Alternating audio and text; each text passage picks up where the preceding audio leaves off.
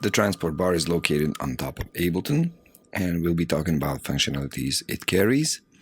But more importantly, before everything, we should talk about the musical time measurements. In the sequencer of this project, we do have the time ruler, which shows us the actual time in seconds and minutes. And we have the musical measure ruler up here that shows us the musical measure. This field right here is the musical measure for our song, 4/4. What does that mean? Well, it means that in this timing, musical timing, one measure has 4 beats, and each beat is actually a quarter note. Now we could make that this measure has 5 beats, and that each beat is a quarter note. Again, we can make that note a whole note, or half note, or an eighth note, meaning that one measure contains 5 beats, and each beat is an eighth note. That is just a measurement. Most common music today is a 4/4. Most pop music you hear on the radio, most dance music is 4/4. It is the most common measurement used in music. Now, this is the Western time measurement devised a long, long time ago.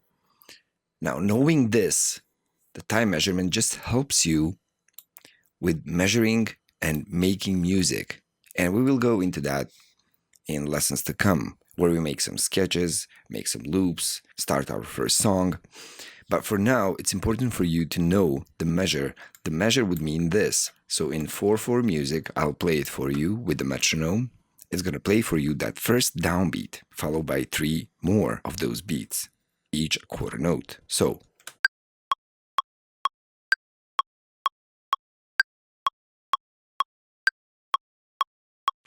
as you can presume, each one of these numbers counts as one measure that has 4 beats inside of it.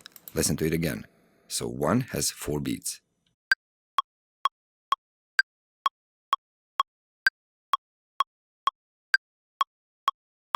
If you had music classes in school, it might remind you of 1, 2, 3, 4, but that's actually how music is measured. Now, there is another constant. Well, it can be a constant, can be also automated and changeable during the song's duration, but there's one more factor to clue in, and that's the BPM. How many of these beats are there in 1 minute? It actually gives us the speed of the song. So the speed of the song and the speed of this playhead playing over the music is determined by this number, how many beats we have per minute, more popularly known as BPM. So how many beats per minute? More beats per minute means that the song is going to be playing faster. Less beats per minute, the song plays slower. So you already heard this BPM, 128 beats per minute. Let's play something faster. With the metronome, of course. And as I slow it down,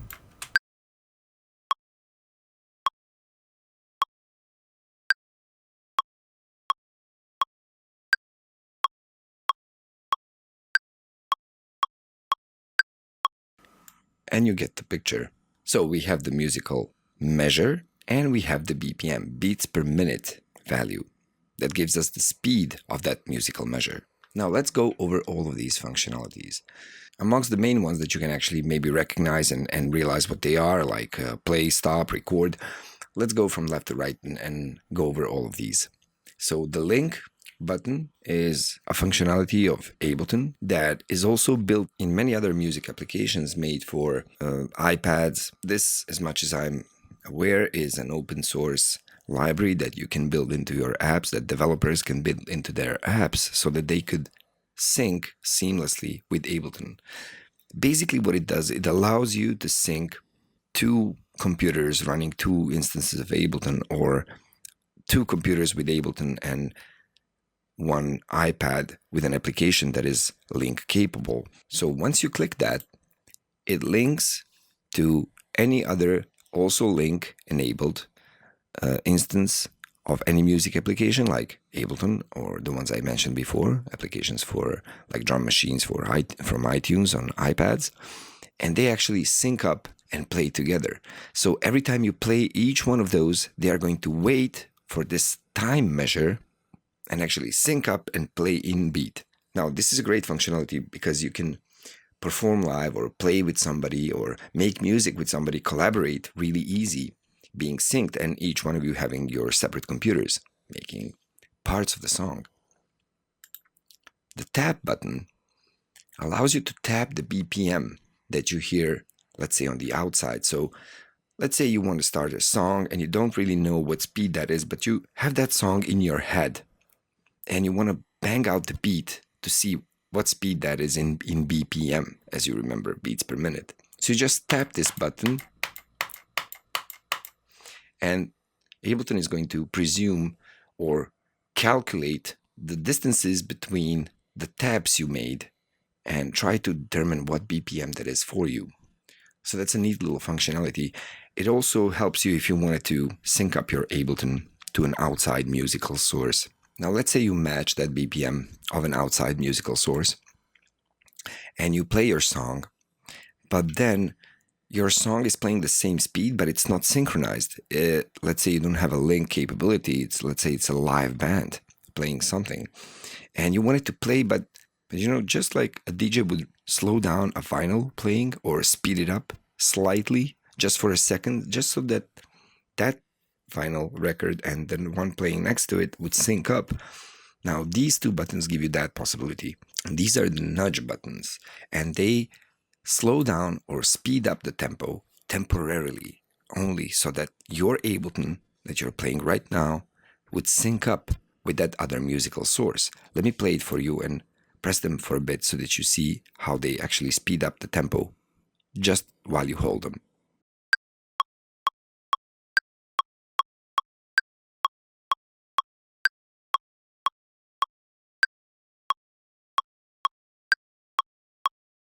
So you see they actually speed up or slow down your tempo temporarily so that you could sync up with another musical source. As we already went to the musical measure, this is our metronome. Metronome serves for you to actually hear the tempo of the song without having to write any notes in it, and it's mostly built into any musical application. So you have the metronome, you play it, and if you had a blank project just created and you wanted to record your guitar on top of it, you wouldn't have to create drums to actually hear the beat. You could play the metronome and hear the beat as I played it for you before and record your musical instruments. So the metronome is actually going to play for you your time measure and BPM so that you can actually record music without having anything recorded prior to that. Now, this measurement is the quantization measurement. It's the global launch quantization. So it will be used to avoid any rhythmical error once you, let's say, have any clips in the session view and you have your clips playing, you play another one, you don't want to miss that beat. You don't want to have to be super precise about it. But when you play it, he's going to wait for the next bar and then start the clip playing exactly on the next bar. That is the richness of Ableton, allowing you to perform live without making rhythmical mistakes. Now, moving forward, this area right here, the main transport bar commands, holds our play, our stop, and our record button. Those are the main ones. Now, this area right here shows you the time signature at the place where your playhead is at the moment. You see, as I move the playhead, this orange line, and the orange line actually tells Ableton where to start playing from. Once I click play, it's going to start from there. It tells us what is the location in our project in musical measures. What is the location of our playhead? So 17 bars or 17 measures. As you see, these are the measures, you remember. So 17 measures, and it's the first beat, first 16th. So we go measure or a bar, beat, and then a 16th note. Division. So let's say we have 1/4 note, that's our one beat. So this is 17-1-1, 17-2-1, 17-3-1, 17-4-1, and then we get to 18-1-1. This is how music is measured. This is how it progresses through time and to the right. So now if we went to 16 divisions, and you can see right here, as I zoom in, I get more detailed grid division of this timeline. A 16th note is actually a quarter note divided in 4. So it's 1/16. So every quarter note holds exactly 4 16th notes. So the time that one quarter note lasts holds 4 16th notes.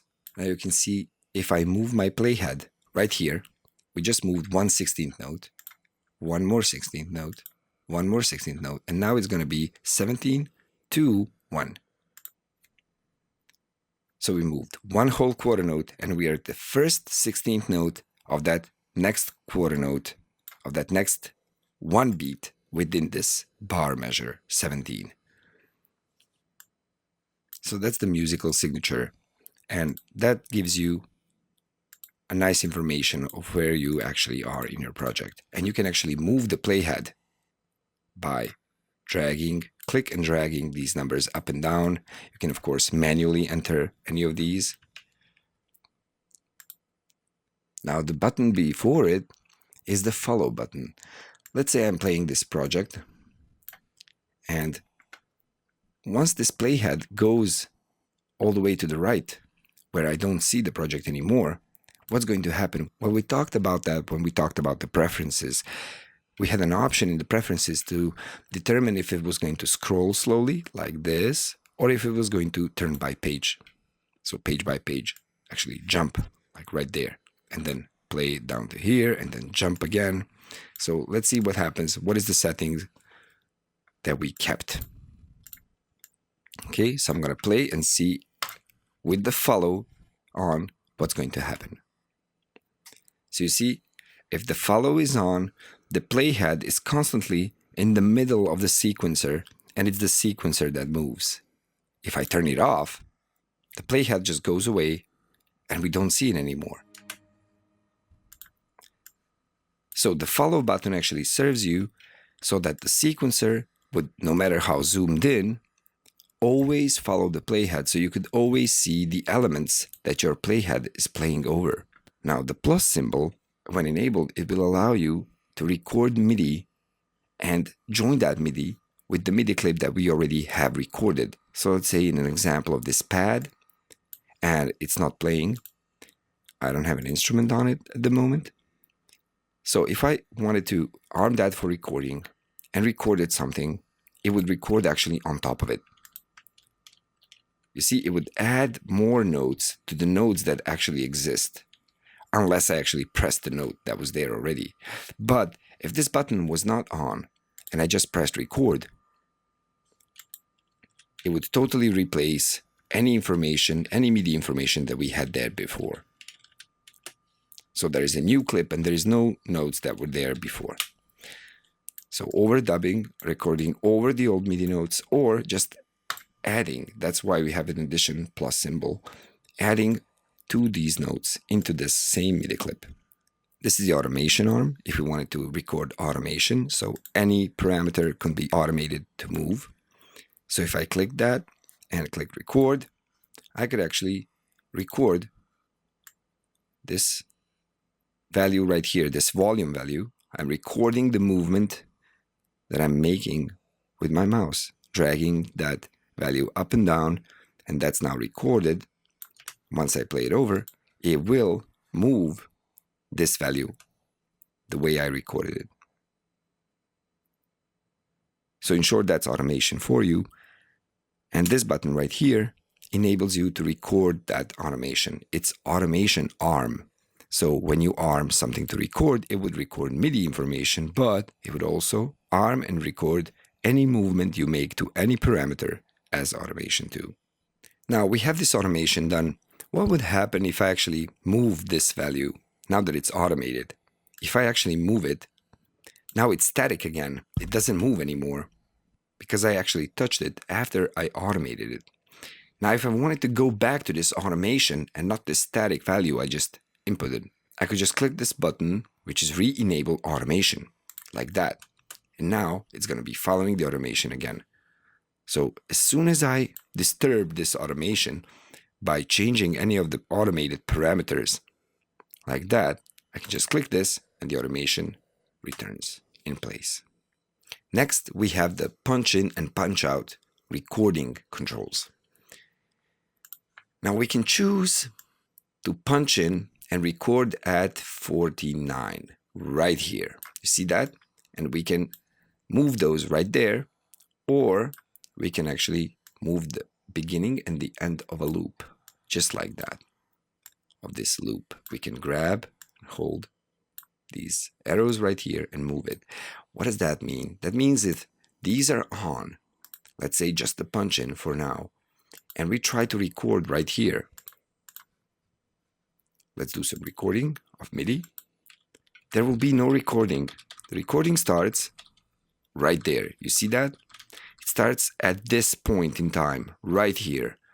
And if I turn the punch out functionality, it will stop recording after this point immediately. So there will be nothing recorded after that. You see that? Nice. Now, one other thing we had enabled is this loop functionality right here. Means that between these two markers, we will be looping. As soon as we get to the end, the playhead jumps to the beginning and starts looping and looping and repeating this part or recording over that part over and over again. If we turn that off and just record it, let's say from here, now it's going to record normally because we are within the boundaries of punch in and punch out without the loop enabled. So record, notes, and after the point, you see, we stop recording. So punch in and punch out actually allow you to record in the project, but only on the certain time span without disturbing the time span before or after, or both, before and after certain points. Now, you might wonder why this left point is not showing the 5711, but is showing 800. Well, this later measurement is actually showing us the length of this loop that is selected. So this loop lasts for 8 bars, 8 measurements. Well, this is the beginning of that measurement, and this is how long it lasts. Next thing in the transport bar is the draw mode. The draw mode just allows you to have a pencil and draw automation just like that, or draw automation within clips like that, draw notes, but it actually works connected to this zoomed in grid level view. So if I zoom in even more, I can draw smaller increments of automation. If I zoom in even more, I can draw even smaller ones. It might be really useful when you really want steppy changes just like that. So you can go even smaller like this. This is almost fluid. So if you wanted automation drawn like this in steps, you could do that easily using the draw mode. Now, what you might have noticed is that that draw mode is connected to the grid size. This grid size that actually gets smaller as I zoom in. And you can change that, but we will talk about that in the next lesson, in the timeline lesson. But you can change that grid to be more narrow, more wide, giving you more precise divisions right here in the grid, or you can turn that grid off, and then your draw mode would give you a really fluid drawing of the automation as such. So right-clicking right here, and then choosing the fixed grid size, the grid that divides our timeline, or choosing an adaptive grid that actually changes due to our zoom in and zoom out. So if you chose to turn that grid off, you would have a really fluid drawing experience. The next button is the computer MIDI keyboard. So this allows you, when enabled, to use your normal computer keyboard as a MIDI device, meaning that you can actually play a synthesizer, let's say like bass, using a computer keyboard. So now I'm pressing letter A on my keyboard, and that's the C note. Another C note is the letter L, but an octave higher. So actually I do have an entire keyboard, MIDI musical keyboard on my actual computer keyboard. Now the next option in the transport bar is the key option. Now, once you click this, you have every possible parameter marked that you could map to your keyboard keys. Now, I can map any of these orange buttons as you see them, any of the oranged out parts of Ableton to any of the keys on my keyboard. And it's easy to do it. Just click any of them and click a key on your keyboard. Let's say I'll click A, and it's mapped. Now, once I turn it off, this button will respond to me pressing A on my keyboard. Of course, I would have to turn this off. It's also used as a MIDI controller, so now I have to turn this functionality off because it trumps whatever I mapped. So as you see, pressing A on my keyboard now controls this button. And I can always remove that mapping by clicking the key again, clicking the field I want to remove, or here, and pressing delete on my keyboard. That's it, the mapping is gone. Now I have the same option with the MIDI button. Once I press it, everything I could map to one of the keys on my MIDI controller turns blue. So I could choose, let's say, the same button and press any of the keys or buttons on my MIDI controller.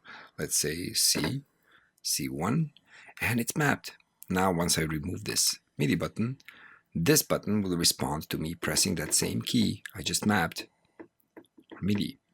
Now, if you see this yellow flashlight indicator light up every time I click Command, that is actually indicating that I'm receiving remote MIDI information. So any remote MIDI information, and this is remote, if you remember in the preferences, we had to set up the remote on so that I could use my MIDI controller as a remote controller for any of the Ableton's parameters, like channels on and off, solo, and such. But once it's mapped as a remote control, this light turns on into yellow. If I press any other button on my MIDI controller, this one turns yellow. So that's a normal MIDI controller message coming in, and the flashlight underneath would be any normal MIDI message going out. These two represent the remote MIDI control coming in, and this one would be the MIDI control coming out. If I was to control remotely anything from Ableton to another system, let's say controlling another Ableton remotely from here. This D right here is not a button, it's an indicator. It indicates and it lights up, of course, once your hard drive is unable to buffer or read everything you need to actually play the song. So imagine if I had a song with hundreds of channels. If Ableton could not actually read all of the hundreds of channels at the same time due to my hard drive being too slow, this D would actually light up and let me know that my hard drive is in overload, that I actually can't read the disk as fast as I'm trying to play audio material in my project. This percentage display right here with the yellow bar coming in and up is, if I reduce the volume and play the song, you see it populates even further with the yellow bar. It shows me the CPU usage in percents. So percentile usage of the CPU. And if I click that button, I actually disengage the audio driver. So you see the audio engine is off right now. So it's using 0 CPU. The audio engine is released actually so that any other application that needs to use ASIO drivers could actually reach them right now. Since ASIO drivers are mostly exclusive